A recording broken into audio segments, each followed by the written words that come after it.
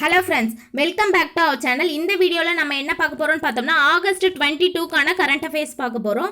வாங்க வீடியோக்குள்ளே போகலாம். ஃபர்ஸ்ட் ஒன் பார்த்தோம்னா நகர்ப்புறங்களில் உள்ள அனைத்து அரசு உதவி பெறும் தொடக்க பள்ளிகளுக்கும் முதல்வரின் காலை உணவு திட்ட விரிவாக்கத்தில் எந்த மாநில ஆளுநர் பங்கேற்கிறார் அப்படின்னு பார்த்தோம்னா பஞ்சாப் முதல்வர் பகவந்த் மான் தான் பங்கேற்கிறார். எப்போ அப்படின்னு பார்த்தோம்னா ஆகஸ்ட் 26. காலை உணவு திட்டம் நாட்டிலேயே முதல் முறையாக தொடங்கப்பட்ட இடம், அதாவது நாட்டிலே இந்தியாவிலே முதல் முறையாக தொடங்கப்பட்ட இடம் எங்கே அப்படின்னு பார்த்தோம்னா மதுரை ஆதிமூல மாநகராட்சியில் தான் தொடங்கினாங்க. எப்போ அப்படின்னு பார்த்தோம்னா 2022 செப்டம்பர் 15. அடுத்து பார்த்தோம்னா மயிலை காவலன் மயிலாப்பூரை காப்பவர் என்று அழைக்கப்பட்டவர் யார் அப்படின்னு பார்த்தோம்னா பல்லவ மன்னன் 3ஆம் நந்திவர்மன். பல்லவ மன்னன் 3ஆம் நந்திவர்மன் தான் மயிலை காவலன் மயிலாப்பூரை காப்பவர் என்று அழைக்கப்பட்டவர். மயிலாப்பூர் தான் பார்த்தோம்னா பல்லவர்களினுடைய துறைமுகமாக விளங்கியது. சென்னை தினம் ஆகஸ்ட் 22 1688 உருவாக்குறாங்க. அதனை ஒட்டி ஆகஸ்ட் 22 சென்னை தினம் கொண்டாடுறாங்க. அதில் சென்னையோட பல்வேறு சிறப்புகளை பற்றி சொல்லியிருக்காங்க. மயிலை காவலன் மயிலாப்பூரை காப்பவர் என்று அழைக்கப்பட்டவர் பல்லவ மன்னன் 3ஆம் நந்திவர்மன். அடுத்து பார்த்தோம்னா இந்தியாவில் வெளிநாட்டவர்கள் கட்டிய முதல் கோட்டை எது அப்படின்னு பார்த்தோம்னா புனித ஜார்ஜ் கோட்டை. இந்தியாவில் வெளிநாட்டவர்கள் கட்டிய முதல் கோட்டை எது அப்படின்னு பார்த்தோம்னா புனித ஜார்ஜ் கோட்டை. கிழக்கிந்திய கம்பெனியிடம் இந்தியா வீழ்வதற்கு முக்கிய காரணமாக இருந்தவர் யார் அப்படின்னு பார்த்தோம்னா ராபர்ட் கிளைவ். கிழக்கிந்திய கம்பெனியிடம் இந்தியா வீழ்வதற்கு முக்கிய காரணமாக இருந்தவர் ராபர்ட் கிளைவ். இந்தியாவுக்கான பிரிட்டனினுடைய தலைமை தளபதி தான் ராபர்ட் கிளைவ். ராபர்ட் கிளைவினுடைய மகன் தான் எட்வர்டு கிளைவ். YWCA கட்டிடம் ஒரு காலத்தில் இவருக்கு சொந்தமாக இருந்தது. அடுத்து பார்த்தோம்னா இந்தியாவில் செயல்பாட்டில் உள்ள மிக பழமையான ரயில் நிலையம் எது அப்படின்னு பார்த்தோம்னா ராயபுரம். தென்னிந்தியாவின் முதல் ரயில் நிலையமும் இதுதான். இப்போ இந்தியாவில் செயல்பாட்டில் இருக்க மிக பழமையான ரயில் நிலையம் அப்படின்னு பார்த்தாலும் ராயபுரம் தான். ஃபர்ஸ்ட் 1856 ராயபுரம் டு ஆற்காடு தான் தென்னிந்தியாவில் ரயில் நிலையம், அதாவது ரயில் சேவை தொடங்கினாங்க. அடுத்து பார்த்தோம்னா முதல் உலக போரில் தாக்குதலுக்கு உள்ளான ஒரே இந்திய நகரம் எது அப்படின்னு பார்த்தோம்னா சென்னை. 1914 செப்டம்பர் 22 ஜெர்மன் போர் கப்பலான M10 சென்னை துறைமுகத்தின் மீது குண்டு வீசியது. இந்த குண்டு வீச்சு நினைவு பலகை சென்னை உயர்நீதிமன்றத்தின் கிழக்கு பகுதி சுவற்றில் வைக்கப்பட்டுள்ளது. முதல் உலக போரில் தாக்குதலுக்கு உள்ளான ஒரே இந்திய நகரம் எது அப்படின்னு பார்த்தோம்னா சென்னை தான். அடுத்து பார்த்தோம்னா மெட்ரோ ரயில் சேவை முதலில் சென்னையில் தொடங்கிய ஆண்டு பார்த்தோம்னா 2015 ஜூன் 29 ஃபர்ஸ்ட் தொடங்கினாங்க. இப்போ மெட்ரோ ரயில் சேவை 10 ஆண்டு காலத்தை கடந்திருக்கு. அதனால் அதுவும் 10 ஆண்டு காலம் முடிவடைந்ததை ஒட்டி கொண்டாடுறாங்க. அது ஃபர்ஸ்ட் எப்போ தொடங்கினாங்க அப்படின்னு பார்த்தோம்னா மெட்ரோ ரயில் சேவை 2015 ஜூன் 29 தொடங்கினாங்க. அடுத்து பார்த்தோம்னா இந்தியாவில் முதல் நவீன நகரமான சென்னை தன்னுடைய எத்தனையாவது பிறந்த நாளை கொண்டாடுகிறது அப்படின்னு பார்த்தோம்னா 386வது பிறந்த நாளை கொண்டாடுகிறது. தமிழ்நாட்டினுடைய தலைநகரமாக சென்னை திகழ்கிறது. இந்தியாவின் 4வது பெருநகரம் சென்னை. உலகின் 35வது பெரிய நகரம் சென்னை. அடுத்து பார்த்தோம்னா சென்னையில் பல்வேறு பகுதிகளில் விரவி கிடந்த தோட்டங்கள் பூங்காக்கள் பற்றி குறிப்பிடப்பட்டுள்ள நூல் எது?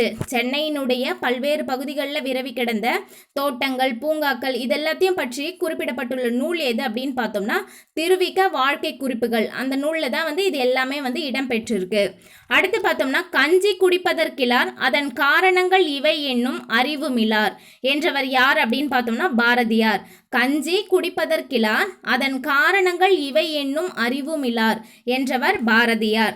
தேசிய விண்வெளி நாள் எப்பொழுது கொண்டாடுறாங்க அப்படின்னு பார்த்தோம்னா ஆகஸ்ட் 23 கொண்டாடுறாங்க. அதில் இப்போ சந்திராயன் 1 சந்திராயன் 2 சந்திராயன் 3க்கான என்னென்ன டிஃப்ரென்ஸ் இருக்குது அப்படின்றத பார்க்கலாம். ஃபஸ்ட்டு சந்திராயன் 1ஓட செலவு பார்த்தோம்னா 386 கோடி செலவு. 2008 அக்டோபர் 22 ஏவியிருக்காங்க. 3400 சுற்றுகளில் நிலவை சுற்றியது. மொத்தமாக 312 நாட்கள் செயல்பாட்டில் இருந்தது. இதனுடைய எடை பார்த்தோம்னா 1380 கிலோகிராம் எடை கொண்டது. தண்ணீர் நிலவில் இருப்பதை உறுதி செய்தது பெரிய சாதனை. ஃபர்ஸ்ட் சந்திராயன் 1 தான் தண்ணீர் நிலவில் இருக்கு அப்படின்றத உறுதி செஞ்சது. இதனுடைய திட்ட இயக்குனர் பார்த்தோம்னா மயில்சாமி அண்ணாதுரை. இதனுடைய சிறப்பு அப்படின்னு பார்த்தோம்னா முற்றிலும் உள்நாட்டிலேயே தயாரிக்கப்பட்ட விண்கலம். அடுத்து பார்த்தோம்னா சந்திராயன் 2 ரூபாய் 978 கோடி செலவு 2019 ஜூலை 22 வந்து ஏவியிருக்காங்க. நிலவிலிருந்து 2.1 கிலோமீட்டர் தொலைவு வரை திட்டமிட்டபடி தரையிறங்கி வந்த லேண்டர் திடீரென பாதை மாறி அதன் வேகத்தையும் கட்டுப்பாட்டையும் இழந்தது. லேண்டர் செயலிழந்தாலும் ஆர்பிட்டர் நிலவில் வந்து வெற்றிகரமாக செயல்பட்டு ஒளிப்படம் வந்து அனுப்பிக்கிட்டே தான் இருந்தது அப்படின்றாங்க. இதனுடைய திட்ட இயக்குனர் அப்படின்னு பார்த்தோம்னா வனிதா முத்தையா அவர்கள் தான் வந்து இதனுடைய திட்ட இயக்குனர். சந்திராயன் 3 பார்த்தோம்னா ரூபாய் 615 கோடி செலவு 40 நாள் பயணத்திட்டம். இது எத்தனை நாளுக்கான பயணத்திட்டம் அப்படின்னு பார்த்தோம்னா 40 நாளுக்கான பயணத்திட்டம். 2023 ஜூலை 14 வந்து இதை ஏவி இருக்காங்க. இதனுடைய சிறப்பு அப்படின்னு பார்த்தோம்னா நிலவின் தென் துருவத்தில் தரையிறங்கிய உலகினுடைய முதல் விண்கலன் அப்படின்னு பார்த்தோம்னா இந்த சந்திராயன் 3 தான். அடுத்து பார்த்தோம்னா நிலவில் வெற்றிகரமாக கால் பதித்த 4வது நாடு இந்தியா அப்படின்ற பெருமையை வந்து பெற்றிருக்கு. ஃபர்ஸ்ட் ஒன் பார்த்தோம்னா America, second Russia, third China, fourth வந்து இந்தியா. இதனுடைய திட்ட இயக்குனர் அப்படின்னு பார்த்தோம்னா வீர முத்துவேல் தான் இதனுடைய திட்ட இயக்குனர்.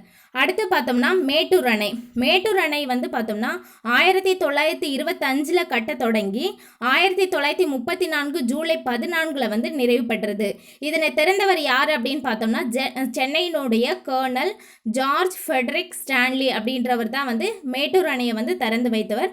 மேட்டூர் அணையினுடைய நீளம் அப்படின்னு பார்த்தோம்னா 5300 அடி வந்து நீளம். 92வது ஆண்டில் வந்து மேட்டூர் அணை அடி வைத்துள்ளது. இதனுடைய உற்பத்தி அப்படின்னு பார்த்தோம்னா கர்நாடக மாநிலத்தில் மேட்டூர் அணை உற்பத்தி ஆகுது. கலக்கும் இடம் அப்படின்னு பார்த்தோம்னா பூம்புகாரில் வந்து கலக்குது. எப்போ அப்படின்னு பார்த்தோம்னா 1925 கட்ட தொடங்கி 1934 ஜூலை 14 வந்து நிறைவு பெற்றிருக்கு. இது தன்னுடைய 92வது ஆண்டில் வந்து அடி எடுத்து வச்சிருக்கு. அடுத்து பார்த்தோம்னா சீனியர் தடகள சாம்பியன்ஷிப் போட்டியில் தங்கம் வென்று தேசிய சாதனை படைத்துள்ளவர் யார் அப்படின்னு பார்த்தோம்னா விஷால் தென்னரசு கயல்விழி 45.12 வினாடிகளில் கடந்து தேசிய சாதனை வந்து படைச்சிருக்காரு. இந்த விளையாட்டு நடைபெற்ற இடம் அப்படின்னு பார்த்தோம்னா நேரு விளையாட்டரங்கம். 64 மாநிலங்களுக்கு இடையான போட்டி தான் வந்து இந்த சீனியர் தடகள சாம்பியன்ஷிப் போட்டி. இதில் வந்து தங்கம் வென்று தேசிய சாதனை படைச்சிருக்காரு. 400 மீட்டர் ஓட்டைய பந்தய போட்டி. இது எத்தனை மீட்டர் ஓட்டைய பந்தய போட்டி அப்படின்னு பார்த்தோம்னா 400 மீட்டர் ஓட்டை பந்தய போட்டி. இதற்கு முன்னர் 2019 45.21 வினாடிகளில் எட்டிய முகமது அனாஸ் சாதனை படைத்துள்ளார். இவரினுடைய சாதனை வந்து முறியடிக்கப்பட்டிருக்கு. இவர் 45.21 வினாடிகளில் வந்து அந்த ஓட்டப்பந்தயத்தில் வந்து நிறைவு செஞ்சிருக்காரு. இவர் 45.12 வினாடிகளிலே கடந்து தேசிய சாதனை படைச்சிருக்காரு. ஆசிய அளவில் விரைவாக பந்தய இலக்கை எட்டிய 4வது வீரராக இந்த விஷால் தென்னரசு கயல்விழி அவங்க திகழ்றாங்க. அடுத்து பார்த்தோம்னா இந்திய பொருளாதார வளர்ச்சி குறித்து SBI வெளியிட்ட அறிக்கையின் முதல் காலாண்டு வளர்ச்சி எவ்வளோ அப்படின்னு பார்த்தோம்னா நாட்டினுடைய ஒட்டுமொத்த வளர்ச்சி வந்து அந்த காலாண்டுக்கு எவ்வளோ இருக்கும் அப்படின்னு நிர்ணயிச்சிருக்காங்க அப்படின்னு பார்த்தோம்னா 6.5% வந்து இலக்கா வந்து நிர்ணயிச்சிருக்காங்க. அடுத்து பார்த்தோம்னா கண்டம் விட்டு கண்டம் பாயும் அக்னி-5 ஏவுகணை எவ்வளவு கிலோமீட்டர் இலக்கை தாக்கும் திறன் கொண்டுள்ளது அப்படின்னு பார்த்தோம்னா 5000 கிலோமீட்டர் இலக்கை தாக்கும் திறன் கொண்டுள்ளது. ஒடிசாவில் உள்ள சண்டிப்பூர் பரிசோதனை மையத்தில் வெற்றிகரமாக இதனுடைய பரிசோதனை வந்து நிறைவு செய்யப்பட்டிருக்கு.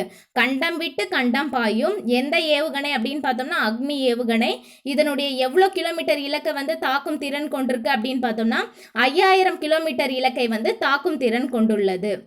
ஓகே ஃப்ரெண்ட்ஸ், இந்த வீடியோ உங்களுக்கு பிடிச்சிருந்தா லைக் பண்ணுங்கள், உங்கள் ஃப்ரெண்ட்ஸ்க்கும் ஷேர் பண்ணுங்கள், மறக்காமல் சப்ஸ்கிரைப் பண்ணுங்கள். தேங்க்ஸ் ஃபார் வாட்சிங்.